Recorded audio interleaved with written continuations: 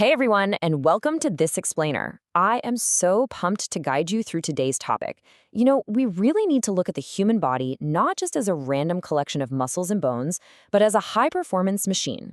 And just like any elite machine, it needs a totally holistic approach to reach its absolute peak.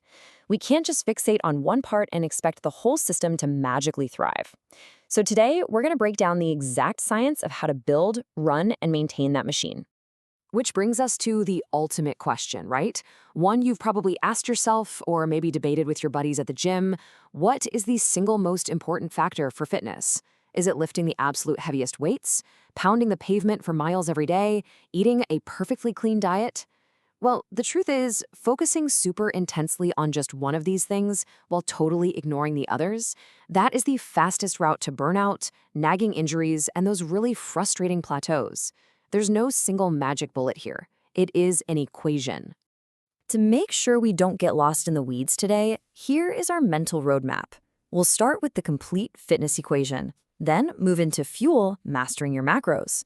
After that, we look at train, cardio versus strength, followed by train, strength, and overload. And finally, we'll wrap up with recover, the sleep foundation. Okay, let's jump right into part one, the complete fitness equation. We're going to use a metaphor here that makes all this really complex physiology incredibly easy to grasp. It's called the triad framework. I want you to think of your body as a high-performance sports car. The macronutrients you eat, your carbs, proteins, and fats, well, that's the premium fuel you're putting in the tank. The exercise you do, whether that's running or lifting, that's the engine tuning. You're basically building a bigger, much more efficient motor. But here is the catch. Neither the fuel nor the engine matters if you never take the car into the garage. Sleep is the mechanic in the garage. It's the time where the physical repairs are actually made. These three pillars are entirely interdependent. You literally cannot out-train a bad diet, and you absolutely cannot out-fuel chronic sleep deprivation. Let's move on to part two, fuel, mastering your macros. So how do we actually put the right premium fuel into our bodies to generate ATP? ATP is the fundamental energy currency that powers literally every single workout you do. Well, it comes down to the acceptable macronutrient distribution ranges, or AMDR. Now, the exact ranges can totally flex depending on your specific body. For instance, guidelines usually suggest 10 to 35% for protein, 20 to 35% for fat, and 45 to 65% for carbs. But a really great balanced baseline to shoot for is 15% protein, 30% fat, and 55% carbohydrates. And I really want to highlight that carbohydrate slice. Listen, carbs are not the enemy. When you eat carbs, your body converts them into glucose, generating that ATP energy we just talked about, and it stores the excess as glycogen in your muscles. If you're doing intense workouts and severely restricting your carbs, you're going to deplete those glycogen stores, and that leads to massive, heavy muscle fatigue. Carbs are also what we call protein sparing, meaning if you eat enough of them, your body won't cannibalize your hard-earned muscle for energy. Now, you don't necessarily need to obsessively count every single macro to get this right. You can just use the simple plate method. Visually, aim for half your plate to be fruits and vegetables, a quarter to be protein-rich foods, and a quarter to be whole grains or starchy complex carbs. And let's talk specifically about protein for a second, because those amino acids are the literal building blocks for muscle protein synthesis. The general recommended daily allowance is 0.8 grams per kilogram of body weight. But if you are an athlete or actively training, you need more. You're looking at anywhere from 1.0 to 1.6 grams per kilogram to actually repair and grow that skeletal muscle tissue. All right, let's head to part three, train, cardio versus strength. Okay, so your tank is properly fueled. Now it's time for the engine. It's the ultimate gym showdown, cardio versus strength training. Let's clear the air. Neither is strictly better. They just serve entirely different, highly specific mechanical purposes. Cardio is the undisputed champion when it comes to heart health and stress relief. It gets the blood pumping, flushes the system, and releases this amazing rush of feel-good endorphins. But strength training, that has some very unique long-term metabolic advantages. Think of a muscle like a ham steak with intramuscular marbling. By replacing that fatty marbling with dense, strong muscle, you vastly improve blood circulation to your organs. Plus, muscle is highly metabolically active. What that means is strength training wins for long-term weight loss because having more lean muscle mass literally raises the number of calories your body burns even when you're just sitting on the couch resting. On top of that, it stresses your bones in a really controlled manner, making them denser and healthier over time. Next up is part four, train, strength, and overload. Let's stay in the garage and dive just a bit deeper into tuning this engine. If you want the maximum return on the time you spend sweating it out, compound movements are totally non-negotiable. Unlike isolation exercises, like a bicep curl that only targets one specific muscle, compound movements force multiple joints and muscle groups to fire together at the exact same time. This actually mimics everyday real-world tasks. It improves your neuromuscular efficiency, enhances your balance, and because you are recruiting so much larger muscle mass all at once, it significantly elevates your heart rate and your post-workout calorie burn. So what are these movements? Well, these are the foundational tools for your engine, the big 5 compound lifts. We're talking squats, deadlifts, the bench press, pull-ups or rows, and the overhead press. Notice how many muscles are engaged for each one of these? A deadlift isn't just a leg exercise, right? It's your hamstrings, glutes, lower back, core, and grip all working together in perfect symphony. Structuring your routine around these specific lifts develops incredible foundational strength for everyone. And I mean everyone, from youth athletes developing their motor control right up to adults needing to maintain good posture and bone density as they age. But here's the thing. Doing the big 5 isn't going to be enough if you just lift the exact same weight forever. Your body is always seeking homeostasis. It wants balance. If you give it a stressor, it adapts to it. So the absolute crucial point here is progressive overload. Without it, your muscles will hit a wall, they'll plateau, or they might even atrophy.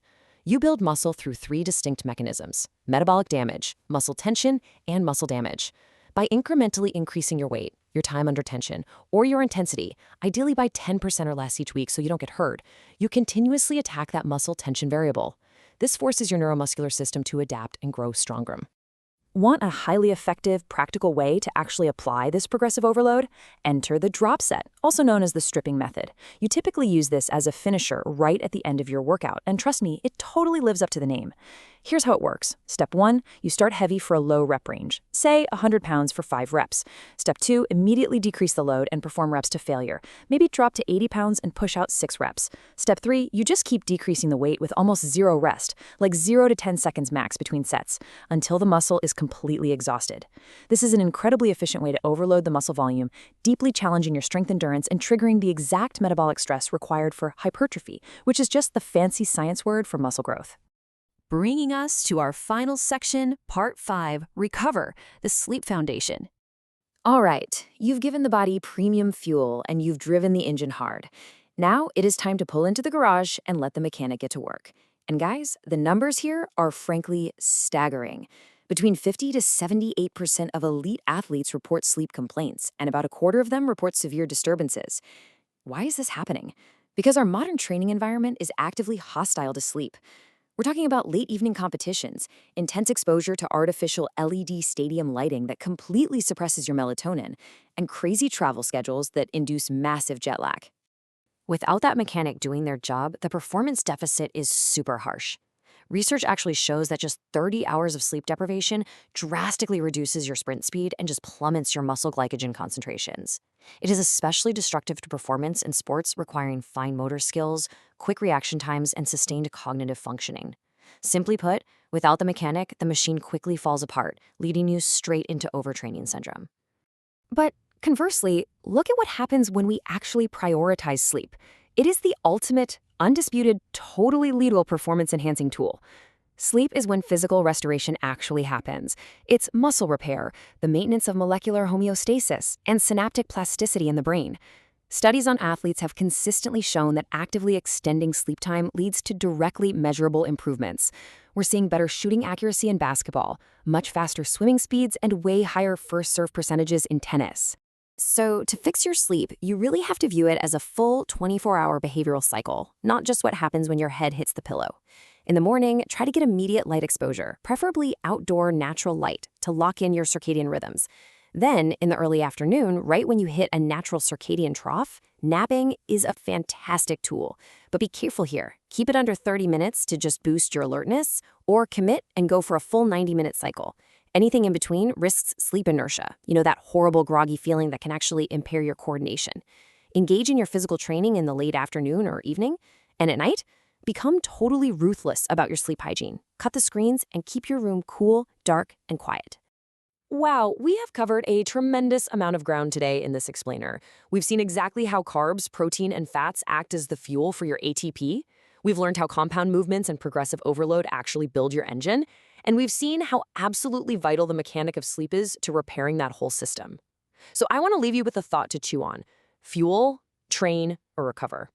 If you're currently hitting a plateau, or maybe you're feeling burned out, which of these 3 pillars is missing from your routine? Take a really hard look at your equation, make the adjustment, and watch your performance absolutely soar. Thanks so much for joining me today, and keep learning.